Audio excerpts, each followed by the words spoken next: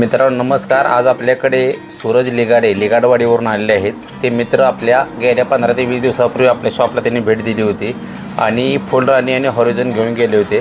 तर त्यांना खूप छान रिझल्ट आला आहे. तर आपण त्यांची प्रतिक्रिया जाणून घेऊ. नमस्कार.